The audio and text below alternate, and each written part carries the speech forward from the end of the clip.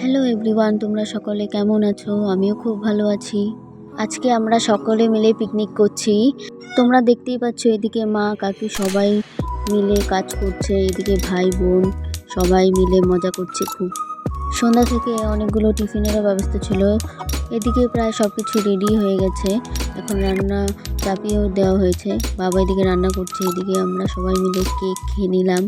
তারপরে চাউমিন সব কিছুই আনা হয়েছিল বাজার থেকে টিফিনের জন্য। এদিকে মাংস ম্যারিনেট করা হচ্ছে। তোমরা সবাই স্কিপ না করে সম্পূর্ণ ভিডিও দেখতে থাকো।